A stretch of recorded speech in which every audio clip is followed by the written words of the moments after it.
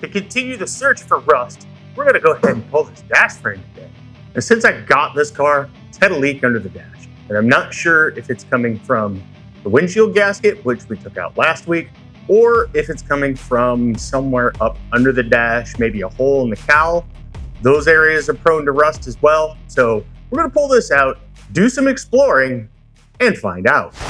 I'm going to start by dropping the steering wheel. Now, I've already taken some of the bolts for this thing out, but I'm going to show you where they came from. Right under the steering column, you've got a bolt on either side here and here. And you've got another one further back, is right here. The 3 bolts on the firewall will come out with a 1/2-inch socket or wrench. Now, this is a whole lot easier to get at with the seats out, but there's a bunch of pokey crap on the floor, so be careful.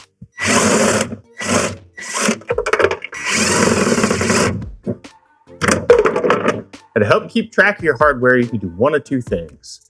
First, you can take it and put it in a plastic bag, put a nice little label on it, good to go. That's what I'm doing with this. However, if it's practical, I prefer to put them back where they go, kind of like I did with the radiator.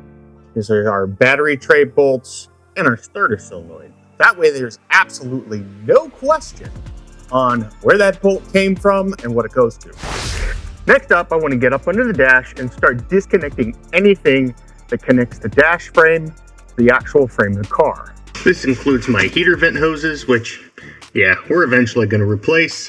Any heater control cables, like this one, and any spots like this here, which is actually anchoring our cable. I want to get this connection here between the steering column and the main wiring harness, because this whole wiring harness has got to come up too. And that's going to be disconnected by these clips right here on the firewall side of things.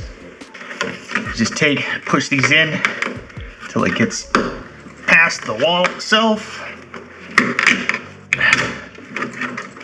And there you have it. The plug's here for our dimmer switch and for our taillight harness. Maybe. Come on. There we go. This portion of the harness is going to come out with the dash. So just make sure that it's free and you should be good to go. You're not going to be able to get to all of your connections from underneath. Some of them you're going to have to tackle from up top, which brings us to our next step, which is getting these 5 bolts on the top. I'm not trying to snap them off or anything, so I'm just going to take a 3/8-inch socket. Oh yeah, look at that. PB Blaster's some good stuff. So with my center bolt holding the dash up, it's time to loosen up the 2 legs. These bolts are 7/16, and they're just under the bottom corner on each side of your dash. Just want to give these a couple of turns to loosen them up, just so I can get about a fingernail underneath of it. With those loose, I can go ahead and take out my top bolt. And that lets my dash fall forward. And once we've got our dash frame rocked forward, we can actually get down behind it and disconnect anything else that needs disconnecting. Main thing I see is this steering column connector here. That's going to require 2 hands. Oh. Well, okay. I was trying to unplug the flasher, but whole thing came out. That works. Gives me easier access to the old steering column plug, which looks like I'm going to have to come at from underneath, but that's fine. It appears that I have neglected to disconnect the connectors for my brake switch. I also have this fun little guy on our emergency brake switch that I also missed. So we'll go ahead and take care of those now. We also need to get this nut off. This nut connects our parking brake bracket to the dash itself. I'm going to go ahead and go through and continue to trace out my wires, figure out where they go. Like this yellow one, for example. If you follow this one down and around, you'll see that it runs back behind this panel. And if you keep running your finger along it, you eventually get to the back side of that door switch, which has also got to come out.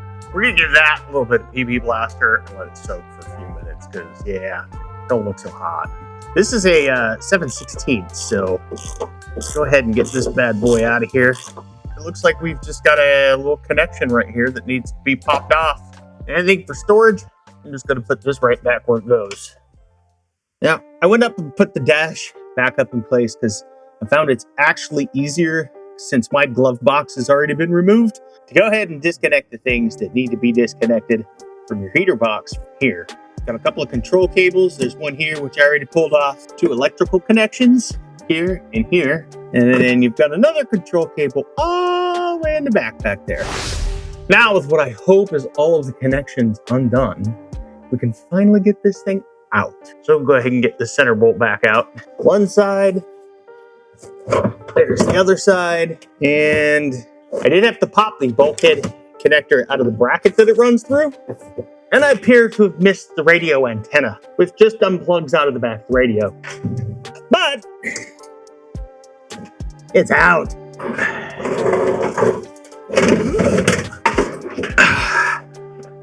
Whew, hey, close. Oh, I can hear all the things falling out of it. So now I can set this aside for later cleaning and focus on finding that stupid leak. So I have been wanting to get this crap out of here since I very first started working under the dash of this car. It is just mouse house waiting to happen. Blah! And if I do have a leak coming from the cowl, this is hiding it.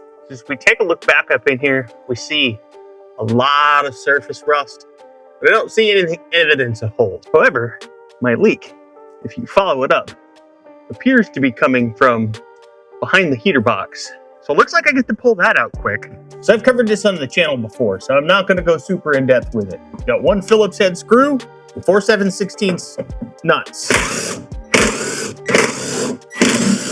Pull that plate off. Then back here on the inside of the car, there's a little 5/16 bolt that holds this J-hook that's on the inside in place. Once that J-hook releases, you should just be able to slide the whole thing out. It's a glorious noise. Taking a look at the condition of our vent seal here, this could very easily have been the cause of our problem, but I'm not positive, so let's get up underneath. I don't see any major rust holes, but I do see a lot of rust back in there. That leads me to believe that this was the source of our leak after all. I think that our gasket failed in that bottom corner there, and that is where our water intrusion was coming from. Now, we never ever would have found that if we hadn't have pulled the windshield. And if you want to see how to do that, check out this video. There's 3 bolts. There were 3 bolts. I wonder if one's in the frame rail. We'll find it later. This is tough on the knees. Hard metal poking me in places.